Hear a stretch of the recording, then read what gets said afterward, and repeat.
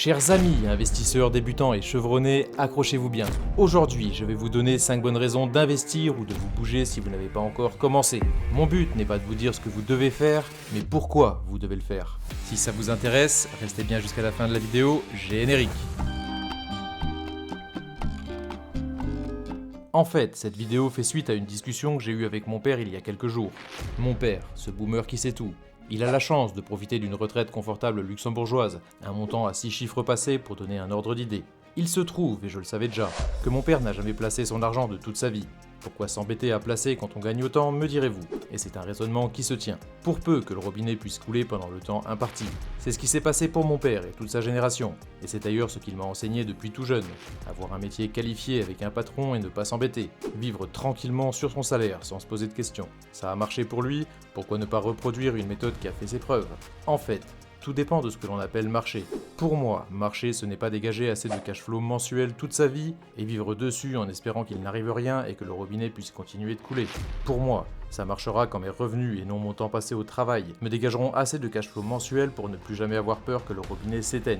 Pour revenir sur mon père, le constat est le suivant. Aujourd'hui, et après une vie arrosée par un salaire confortable, il ne possède pas de patrimoine. Du cash à la banque, mais aucun placement. Du moins rien qui ne rapporte.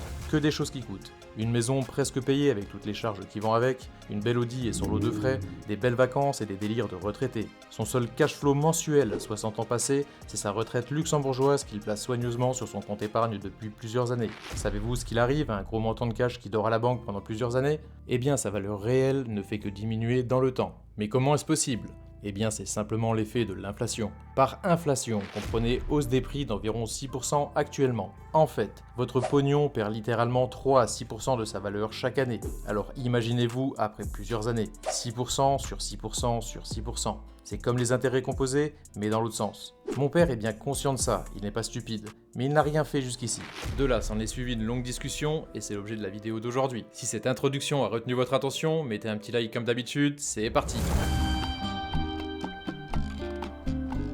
La première raison de vous inquiéter sérieusement si vous n'êtes pas en train d'investir, on vient de l'introduire, c'est l'inflation. L'augmentation du coût de la vie chaque année. C'est dû à quoi? Il y a plusieurs causes à l'inflation et c'est un sujet assez controversé. Parmi celles-ci, on trouve la dépréciation de nos devises due à des politiques accommodantes basées sur l'impression monétaire. En clair, on imprime toujours plus de billets, réduisant la valeur de ceux que vous possédez. En pratique, ça fait quoi? On l'a dit, une inflation à 6% veut dire que vous avez perdu 6% de votre pouvoir d'achat un an plus tard. Prenons un exemple concret. Vous avez 100 € à la banque le 1er janvier. Dans les conditions actuelles, à la fin de l'année, vous avez toujours vos 100 €, mais ils ne valent plus que 94 €.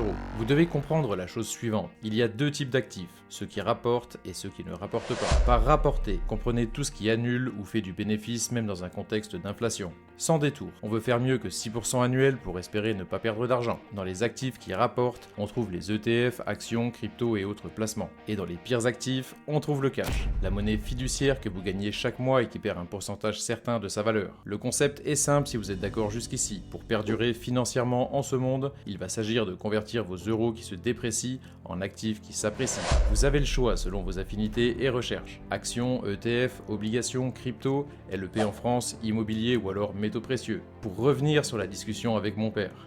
Oui, mais ça peut toujours descendre. Bien sûr que ça peut toujours descendre et il n'y a aucune garantie. Ça reste un pari, mais un pari qui a rendu riche bien des investisseurs durant le siècle dernier. Ce qu'on sait, c'est qu'un ETF MSCI World a fait du 7% annualisé depuis plus de 100 ans. Ah oui, il y a bien une certitude. Si on ne fait rien, on ne se donne aucune chance de gagner. N'oubliez jamais que vous avez perdu 6% de votre pouvoir d'achat la première année, mais que l'année suivante, vous perdrez aussi 5 ou 6% sur ce qu'il reste. Bougez-vous. La deuxième raison de vous inquiéter si vous n'êtes pas en train d'investir actuellement, ce sont les taux d'intérêt. Sans détour, les taux d'intérêt en vigueur ou taux directeurs impactent directement votre capacité d'épargne et d'emprunt. Les taux d'intérêt sont souvent perçus comme un concept difficile à appréhender et réservé aux experts. Retenez ceci concernant les taux d'intérêt si cela ne vous parle pas. Ils sont comme des robinets de liquidité. Imaginez des robinets avec du cash qui en sort littéralement. Deux options à partir d'ici. Ça coule ou ça ne coule pas. Il y a de la thune ou il n'y en a pas. On peut emprunter ou on ne peut pas. L'économie va bien ou elle ne va pas bien. Actuellement, vous l'avez compris, avec une inflation à 6% et des taux directeurs aux alentours des 4%, ce n'est pas l'idéal quand on regarde 2 ou 3 ans en arrière. N'oubliez jamais que ces taux directeurs sont calculés pour contrer l'inflation. Si l'inflation est élevée, on augmente les taux pour ralentir l'afflux de liquidités et inversement. Que se passe-t-il lors des périodes à forte inflation ? Eh bien, les inégalités se creusent entre les riches et les pauvres. Pourquoi ? Car les premiers ont compris et pas les seconds. Compris quoi ? Eh bien que les liquidités se déplacent toujours pour trouver les meilleurs rendements, pour perdre le moins possible et pourquoi pas dégager des bénéfices. Pourquoi le Nasdaq a-t-il pris 50% depuis le début d'année à votre avis ? Tout est lié et vous devez l'intégrer. Taux d'intérêt faible égale période pour se dégager du cash gratuitement. Taux d'intérêt élevé égale période pour placer le cash que les autres n'ont pas. Vous l'avez compris, actuellement avec une inflation qui diminue et des taux d'intérêt qui ralentissent la cadence, on peut envisager une amélioration de la situation et simplement une fenêtre de tir.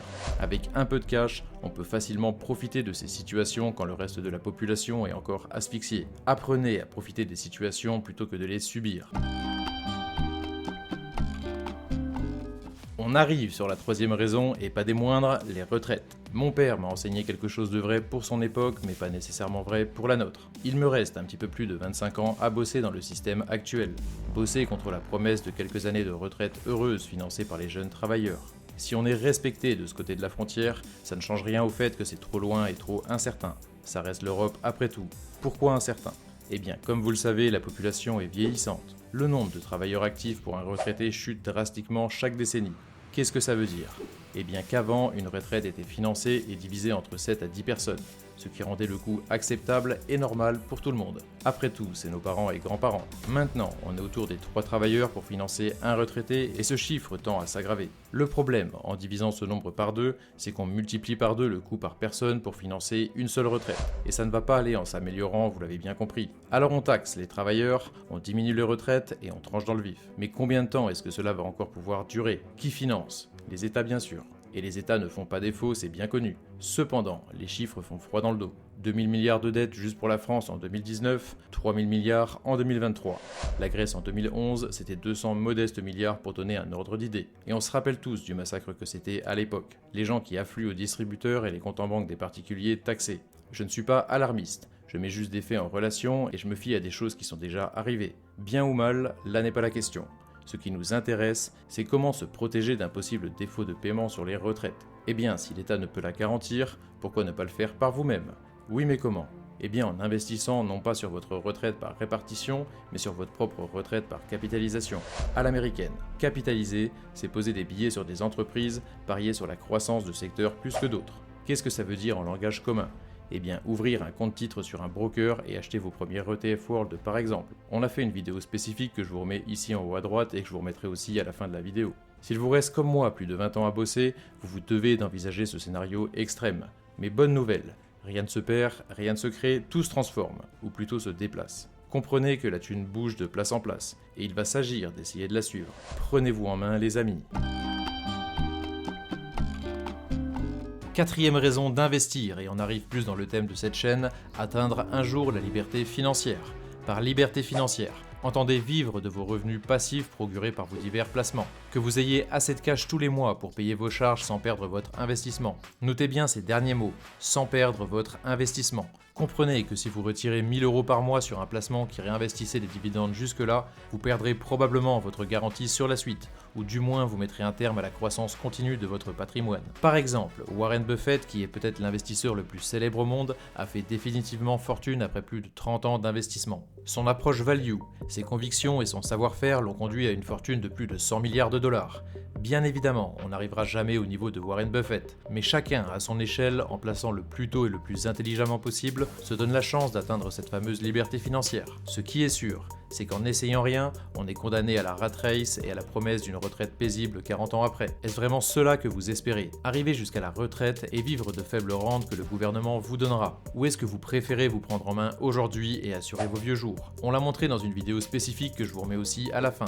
En épargnant et plaçant 500 € par mois, il faut une trentaine d'années pour arriver au million. Ce même million qui vous rapportera assez d'intérêt pour en vivre d'ici là. Ce temps est bien sûr drastiquement diminué si vous pouvez vous permettre de placer un peu plus d'argent tous les mois. J'en reviens à la discussion avec mon père qui vient d'avoir 60 ans. Il se demande s'il est trop vieux pour investir. Je lui ai répondu qu'il n'est jamais trop tard pour investir et qu'à tout âge, et surtout si on bénéficie d'une retraite confortable, on peut acquérir un beau patrimoine en 10 ou 20 ans. Je vais finir par l'avoir, ce vieux briscard.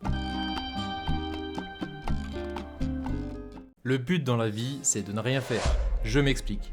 Le but dans la vie, c'est de réussir à gagner assez d'argent et d'automatiser les processus suffisamment pour ne plus avoir à travailler au sens commun du terme un jour. Le point ultime du processus, c'est quand on ne fait strictement plus rien, et quand les process justement sont suffisamment optimisés pour fonctionner en autonomie. Tout est automatisable, avec des mots ou avec du code, mais tout est automatisable. Pourquoi est-ce si important d'automatiser ?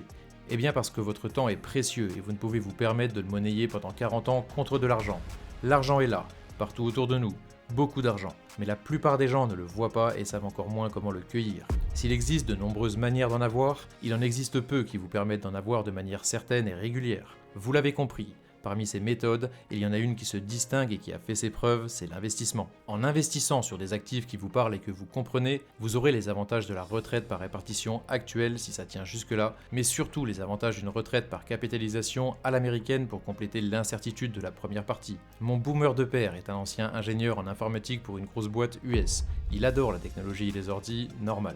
Je suis sûr qu'il va adorer se lever le petit matin en Thaïlande et regarder ses placements sur son application mobile. Et puis ça évitera qu'il claque tout et qu'il ne nous laisse rien à mes frères et moi. Pour conclure sur cette 5e raison, retenez ceci. Le but dans la vie, c'est de réussir à ne rien faire. Et pour ne rien faire, il faut réussir à automatiser un maximum de processus au préalable. Évidemment, créer sa boîte et lancer des business. Cela ne se fait pas tout seul, il faut bosser pour ça et ça prend du temps. Alors bougez-vous aujourd'hui, faites le nécessaire pour être tranquille demain. Pensez à liker si le travail vous plaît. Si vous voulez passer à l'action et ouvrir un PEA ou un compte titre, cliquez donc sur les liens en description et en commentaire. Vous trouverez des liens vers différents courtiers.